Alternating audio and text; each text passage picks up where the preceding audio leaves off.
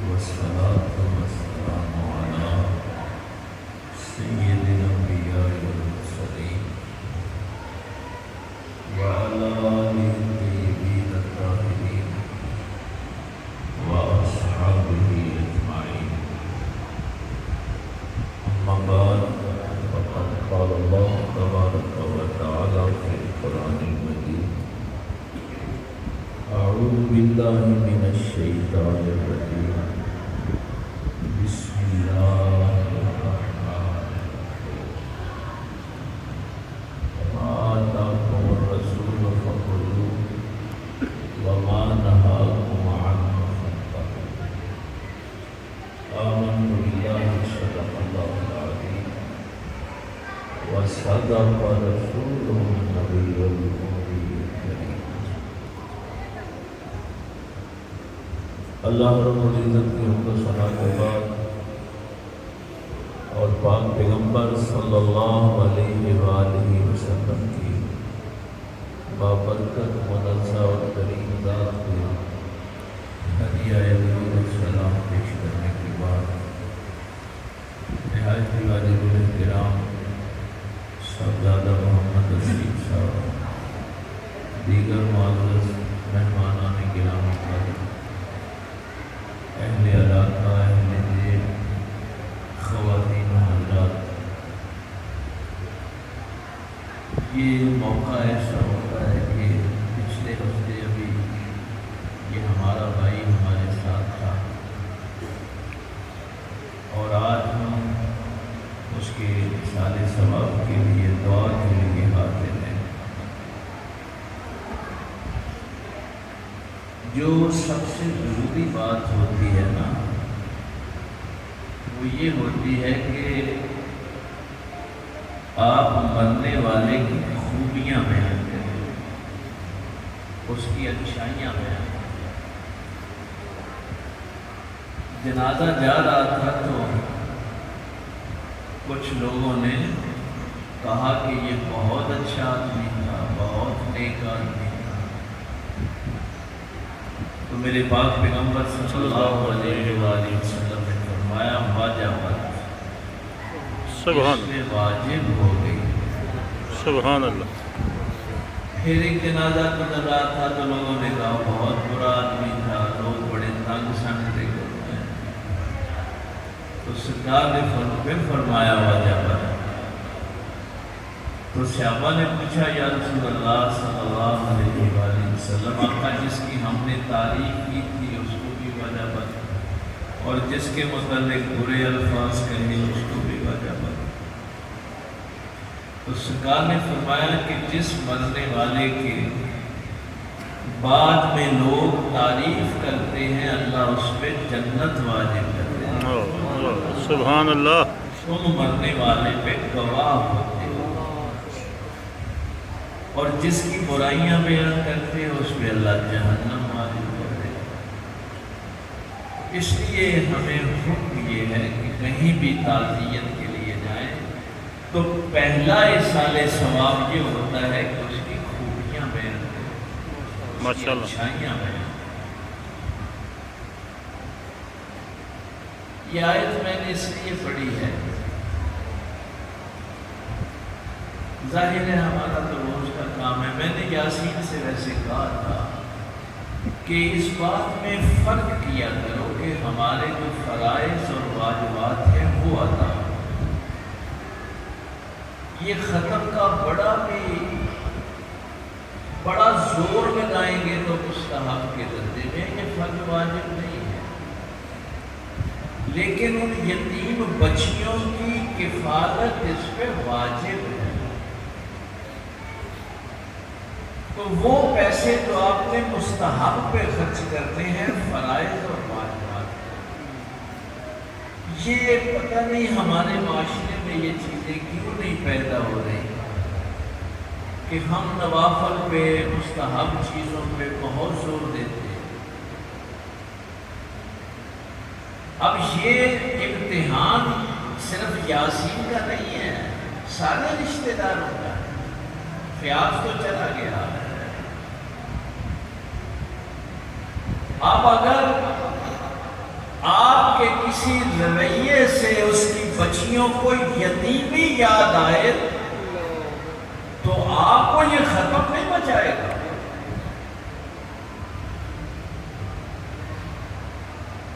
وَمَا آتَاكُمُ الرَّسُولُ فَخُذُوهُ وَمَا نَهَاكُمْ عَنْهُ فَانْتَهُوا. اللہ فرماتا ہے کہ جو اللہ کے رسول دیں وہ لے لو، جس سے منع کرے منع ہو جاؤ.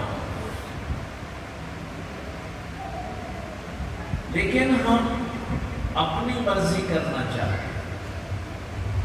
چلو جتنے لوگ بھی اس میرے جملے کو سمجھ پائیں، ابھی آپ ظہر کی نماز پڑھیں گے تو ایک رکعت میں 2 سجدے ہیں. اگر آپ کہیں کہ سجدہ اللہ کو بڑا پسند ہے میں 4 کروں تو وہ پہلے 2 بھی قبول نہیں ہوں گے. کیوں؟ بھائی کیا تو آپ نے اللہ کو سجدہ ہے، سبحان ربی اعلیٰ ہی پڑھا ہے، برائی تو نہیں کی، کوئی برا کام نہیں. تو وہ 4 سجدوں کی وجہ سے پہلے 2 بھی قبول نہیں ہوں گے، نماز ہوگی نہیں. اس لیے کہ نبی پاک صلی اللہ علیہ وآلہ وسلم نے 2 ہی کیے. اللہ کا رسول جو دے وہ لو. اگر اللہ کے رسول نے ایک رکعت میں 2 سجدے دیے ہیں تو 2 کوئی قبول کرو. اللہ رسول کی فرما برداری کو عبادت کہتے ہیں، اپنی مرضی کو بغاوت کہتے ہیں. اپنی مرضی بغاوت ہوتی ہے، عبادت نہیں ہوتی. اب ہمیں جو تعلیمات دی ہیں کاش ہم ان پہ غور کر لیتے. میں اس دن فاتحہ کے لیے آیا تھا پیر شریف والے دن، جہاں 2 دوست بیٹھے ہوئے تو ان کو پتا ہے. میں نے وہاں بھی یہ کہا کہ رشتہ داروں پر، ہمسایوں پر اور پھر پورے گاؤں پر جو ضروری حکم ہے وہ کیا ہے کہ جس گھر میں فوتیدگی ہوئی ہے 3 دن اس گھر میں چولہا نہ جلے، نہ دلوائیں ختم. لیکن وہ جو حکم ہے وہ تو پورا کرے. اگر اس گھر میں پہلا کھانا کسی نے پکا دیا اور دوسرا کھانا اسی گھر میں پکتا ہے تو آپ نے تو اللہ رسول کو ناراض کر دیا، پورے محلے نے کر دیا، پورے گاؤں نے کر دیا، پورے رشتہ داروں نے اللہ کو ناراض کر دیا. اپنی مرضی بغاوت ہے، اللہ رسول کی مرضی پہ عمل کرنا عبادت ہے. یہ جو کچھ ہم کرتے ہیں اپنی مرضی سے کرتے ہیں. اب تعلیمات کیا ہیں؟ ظاہر ہے وقت کافی ہو گیا ہے، پتہ نہیں کب سے یہ محفل شروع ہے. 2-4 باتیں صرف سیکھ لیں اس حوالے سے. بچے کھیل رہے ہیں،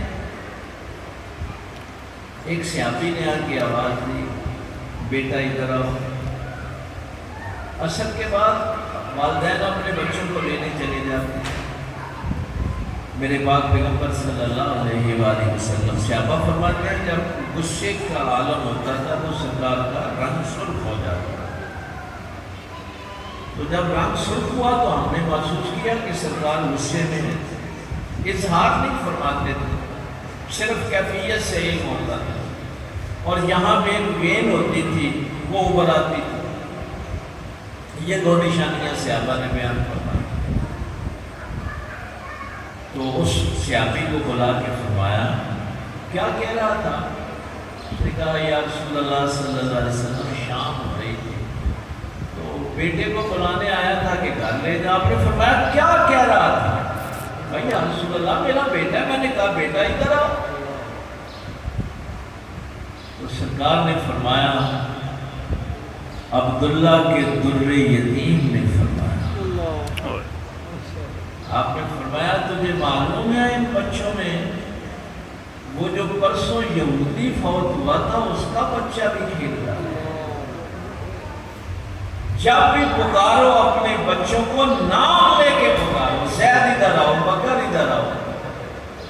جب کہو گے نا بیٹا ادھر آؤ، تو یتیم کا دل دکھے گا کہ آج میرا بھی باپ ہوتا تو مجھے بیٹا کہہ کے پکارتا۔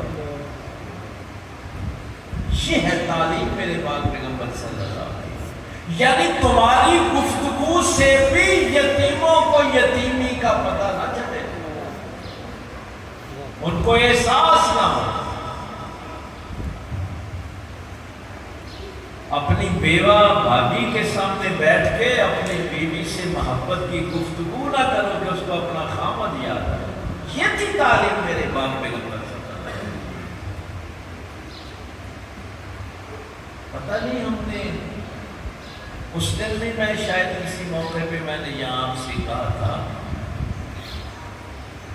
دین ہم سیکھتے نہیں ہیں، اپنی مرضی جو ہے وہ مسلط کرنے کی، اور یہ یاد رکھنا جملہ کہ اپنی مرضی کے مطابق کام کرنے کو بغاوت کہتے ہیں، عبادت نہیں کہتے ہیں، اس کا کوئی اجر نہیں آپ کو۔ آپ کے جنازے بے کیف اور بے رونق کس لیے ہوتے کہ دکھاوا رہ گیا، ریاکاری رہ گئی۔ میں نے آپ کو یہ مسئلہ سمجھایا تھا، یہ فقہی جزئی ہے کہ جماعت کھڑی ہے، یہ سارے بندے اچھی طرح سمجھے، امام صاحب رکوع میں ہیں، اب حکم یہ ہے من وجد الرکوع وجد الرکعہ، جس کو رکوع مل گیا اس کو رکعت مل گئی، جو رکوع میں شامل ہو جائے گا اس کی رکعت مکمل ہو جائے گا، جو رکوع کے بعد ملے گا اس کو وہ رکعت دوبارہ پڑھنی پڑے گی۔ اب امام صاحب کو پیچھے سے کسی کے چلنے کی قدموں کی آواز آتی، امام صاحب رکوع میں سبحان ربی العظیم و بحمدہ کی تسبیح 3 کی مرتبہ 5 مرتبہ پڑھ دیتے ہیں، 7 مرتبہ پڑھ دیتے ہیں کہ یہ پچھلا بندہ بھی آ کے مل جائے اور اس کو رکعت مل جائے۔ کتنی خوبصورت آپ کو بات لگ رہی ہے کہ امام صاحب کے دل میں یہ احساس پیدا ہوا کہ یہ جس کے قدموں کی آواز آ رہی ہے نا، یہ بھی رکوع میں مل جائے، میں رکوع تھوڑا سا لمبا کر لیتا ہوں، اللہ کی تسبیح پڑھنی ہے۔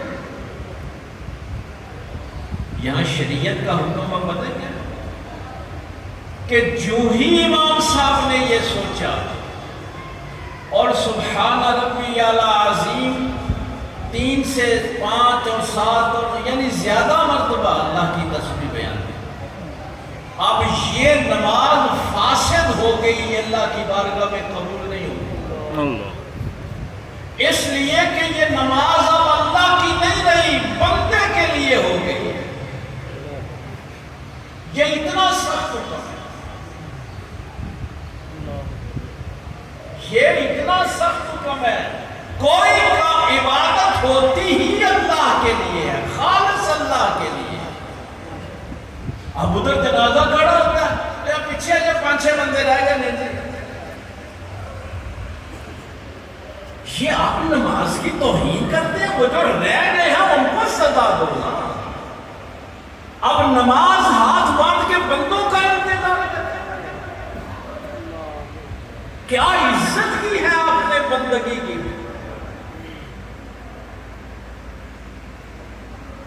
اور پھر اس کا نتیجہ کیا نکلتا ہے؟ وقت کا غوث بھی ہونا، ہماری تو اوقات ہی کوئی نہیں۔ یہاں جو امام صاحب ہیں ان کی اجازت کے بغیر وہ اس مسئلے پہ کھڑا نہیں ہو سکتا، وقت کا کتب بھی کیوں نہ ہو، جتنا جی چاہے بڑا ولی اللہ، شریعت کے اصول ہیں، قوانین ہیں۔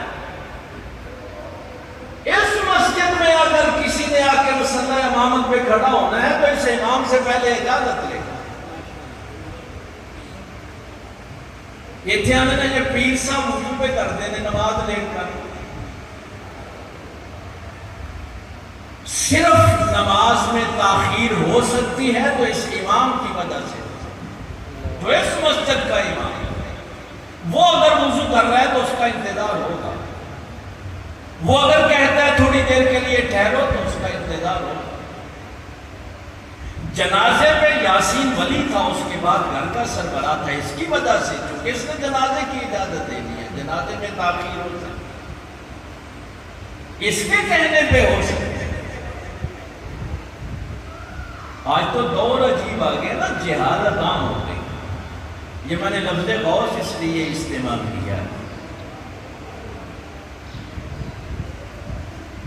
چونکہ حضور شیخ بہاء الحق زکریا ملتانی رحمۃ اللہ تعالی ان کے نام کے ساتھ بھی غوث کا لفظ آتا ہے.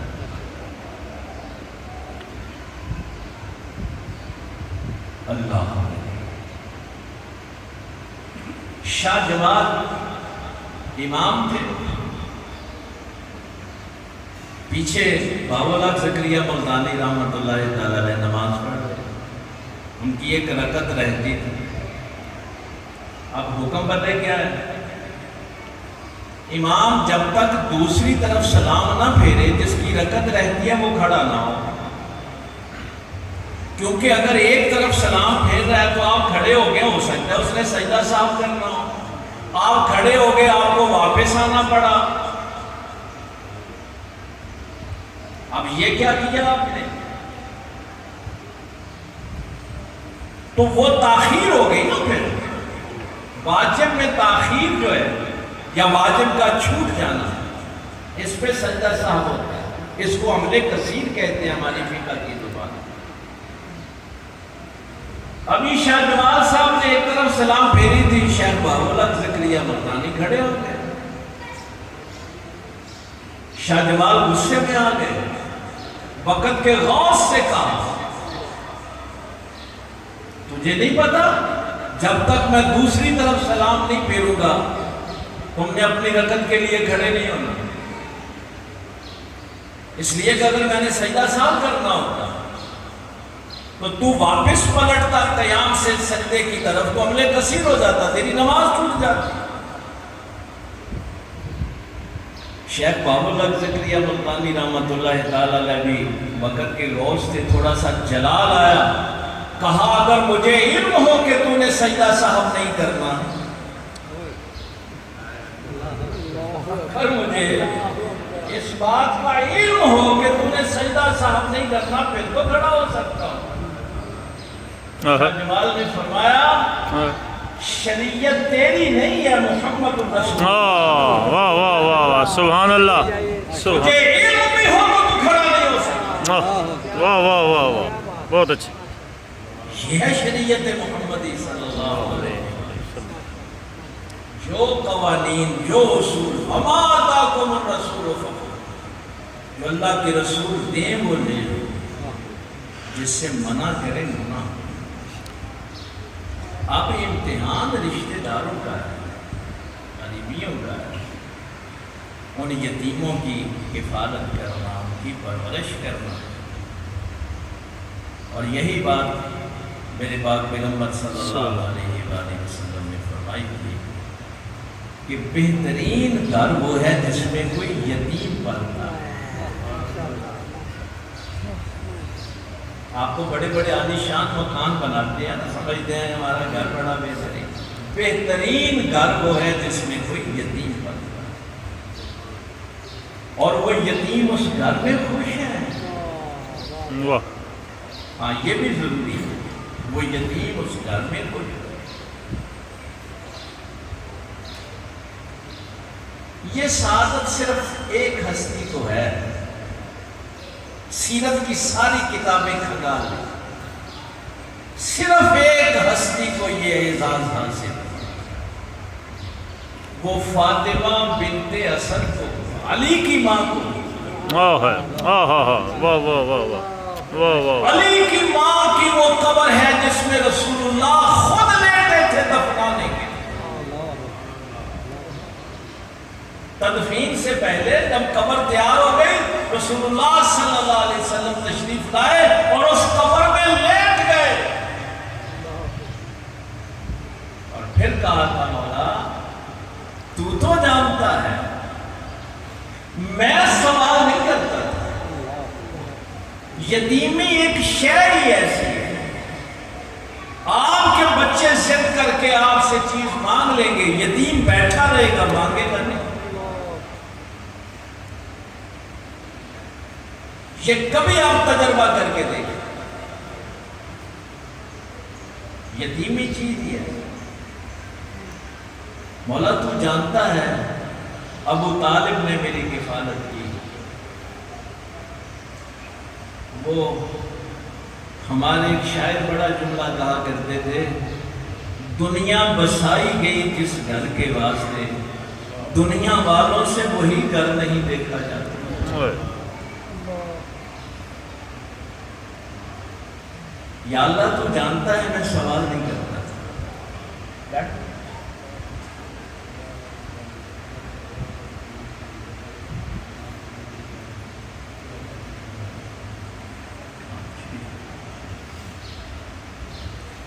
میں سوال نہیں کرتا کہ مجھے یہ چیز چاہیے، مولا تو جانتا ہے یہ میری ماں فاطمہ بنت اسد، یہ ابو طالب کی زوجہ محترمہ، یہ علی کی ماں، یہ بھی اعزاز حاصل ہے۔ آمنہ کے بعد اگر میرے پیغمبر نے کسی کو ماں کہا ہے تو فاطمہ بنت اسد۔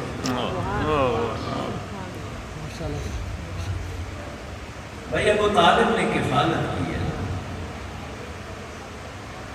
اللہ مولا کریم اپنے بچوں سے چیزیں چھپا کے فاطمہ میرے لیے رکھتی ہے۔ یہ فاطمہ بنت اسد کی سیرت میرے پیغمبر نے قبر میں لکھ دی، کبھی میرے ساتھ سخت لہجے میں بات نہیں کی، میں اپنا دکھ درد نہیں بھی بتاتا تھا تو علی کی ماں کو پتا ہوتا تھا مجھے کیا تکلیف۔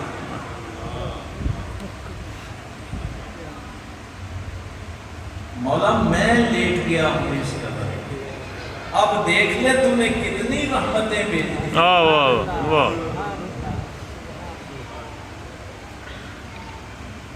تو آمنہ کے در یتیم نے ہمیشہ یہ یتیموں کا جو معاملہ ہے، قرآن کریم نے یہ جو ہمارے معاشرے برباد ہوئے ہیں سورہ فجر میں، اس کی بھی وجہ یہ ہے،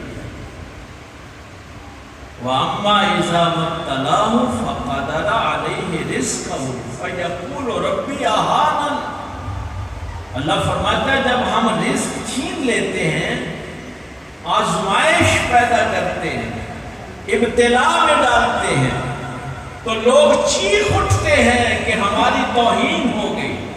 فَيَقُولُ رَبِّ أَهَانَنِ، میرے رب اہانن، توہین کی بات، ہم بے عزت ہو گئے، ہماری توہین ہو گئی۔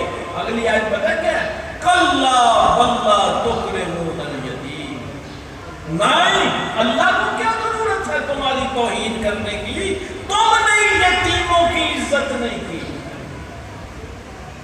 تم نے تقریب نہیں کی یتیموں کی۔ جس بستی میں یتیموں کی تقریب نہ ہو وہاں اللہ تعالیٰ پھر آزمائشیں بھیجتا ہے۔ اور جہاں تک فرمایا تھا کہ تو مالی کوئی خدمت نہیں کر سکتا، کسی حوالے سے تو ظاہر ہے ظاہراً کوئی تحفہ نہیں دے سکتا، سوٹ نہیں لے کے دے سکتا، کوئی کھانا پانی نہیں دے سکتا، کیا آسانی پیدا کی۔ میرے پاک پیغمبر صلی اللہ علیہ وآلہ وسلم نے فرمایا کہ یتیم کہیں نظر آئے نا، اللہ کی رضا کی خاطر اس کے سر پہ محبت سے ہاتھ رکھو، اس کے جتنے بال تیرے ہاتھ کے نیچے آئیں گے اللہ تجھے اتنی نیکیاں۔ تو کوشش کریں معاشرے کو اسلامی بنائیں۔ حدیث حقوق ہمیشہ یاد ہے، سب سے پہلے آپ پر آپ کے خالق کا حق ہے، اللہ کا حق ہے۔ کل میں نے خطبہ جمعہ میں ایک مثال دی تھی، جو دوست وہاں موجود ہوں، اللہ کا کتنا حق ہے کہ تمہارا بیٹا تمہاری گود میں کھیلنا چاہتا ہے، آپ کے ساتھ لاڈ پیار کر رہا ہے، آپ کا منہ چوم رہا ہے، اور نماز کا وقت جا رہا ہو، اس بچے کو اٹھا کے علیحدہ بٹھا کے اللہ کو سجدہ کرنا، یہ بندگی ہے۔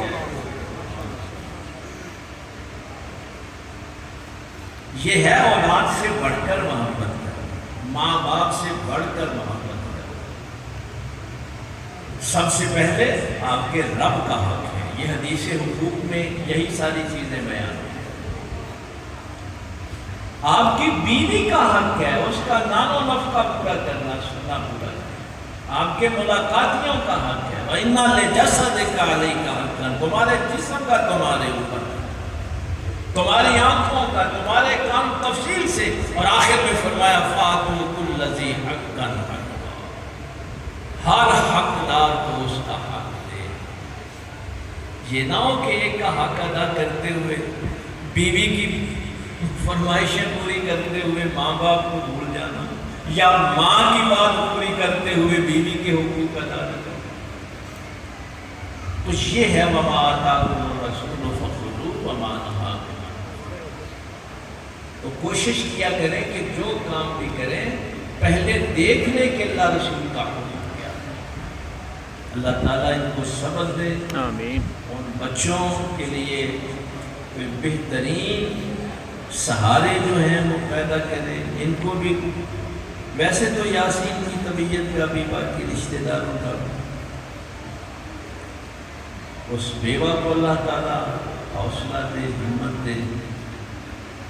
اور میں تو جب سیرت کی کتابوں میں یہ جملہ پڑھتا ہوں کہ اگر کوئی صبر نہیں کر پاتا تھا تو لوگ جو تعزیت کے لیے آتے تھے وہ یہ جملہ کہا کرتے تھے، یار کربلا والیاں نوں دیکھ کے صبر کر۔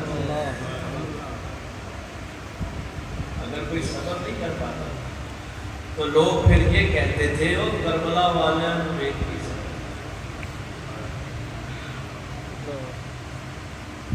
آج ویسے بھی 25 محرم میں سرکار امام زین العابدین کی شہادت ہے۔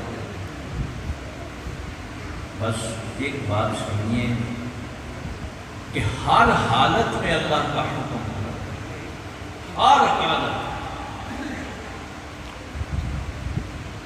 61 ہجری میں واقعہ کربلا ہوا۔ امام زین العابدین کی بارگاہ میں بھی ہدیہ عقیدت پیش کریں۔ امام مدینہ شریف سے نکلے سفر کے لیے، بس میں 2-4 اشارے کر کے قدم شریف پڑھ دوں۔ ایک شخص نے آ کے گھوڑے کی لگام پکڑ لی، چونکہ قحط سالی شروع ہو گئی تھی۔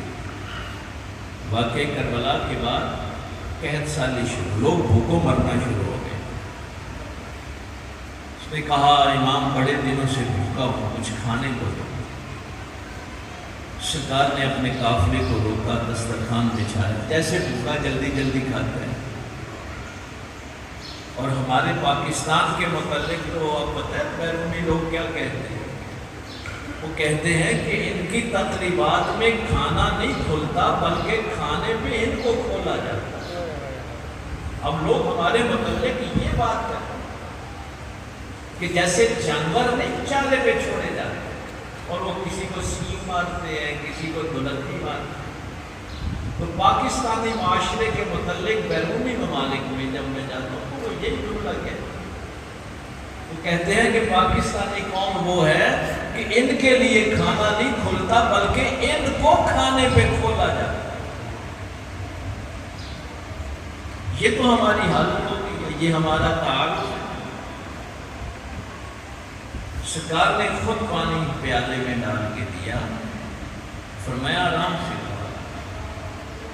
اگلی منزل پہ پھر تیسری منزل پہ کہنے لگا میں نے واپس جانا ہے، بچے انتظار کر رہے ہیں۔ امام نے فرمایا کہ اس کو بھائی تھوڑا سا راشن، کوئی کھجوریں وغیرہ، جو کا آٹا اور پانی کا مشکیزہ دو، اس کے بچے بھی بھوکے ہوں گے۔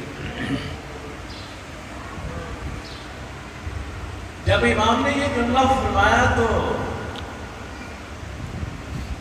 اس کو کچھ شک گزرا، کہنے لگا کہیں مجھے پہچان تو نہیں دیا؟ سید سجاد امام زین العابدین رضی اللہ تعالیٰ، آپ نے فرمایا تیرا نام حسین بن نوحیل ہے، یہ سواد کے ساتھ؟ کہنے لگا ہاں میرا نام ہی حسین بن نوحیل۔ اب تو اس کی ٹانگیں کانپنے لگیں کہ امام نے پہچان لی۔ آپ نے فرمایا یاد کر، تو نے ہی برچھا مارا تھا اور میرے بھائی علی اکبر کی شہادت ہوئی تھی، پیچھے سے برچھا تو نے کلیجے میں مارا تھا۔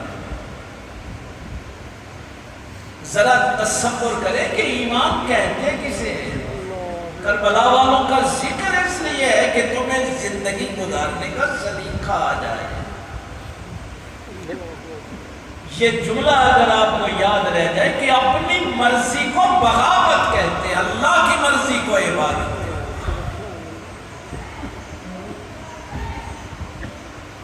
اب تو اس نے کہا کہ یہ تو بڑا قریب سے جانتے ہیں، مجھے نام بھی جانتے ہیں، میرے فعل کو بھی جانتے ہیں۔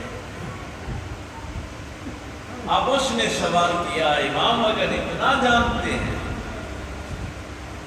تو پھر یہ شفقت، یہ مہربانی، مجھے بھی کھانا کھلایا، پانی پلایا، میرے بچوں کے لیے بھی خوراک دی۔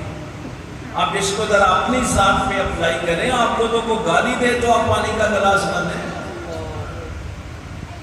ہاں بالکل ایسے او بھائی آپ کسی سے ناراض ہوں، ہو۔ دین کیا شے ہے، اللہ کی بندگی کیا شے ہے۔ وہاں پہ امام نے ایک آیت پڑھی، فرمایا میرے اللہ کا حکم ہے لا یجرمنکم شنآن قوم علی اللہ تعالی، دیکھنا کسی قوم کی دشمنی تمہیں عدل سے دور نہ کر۔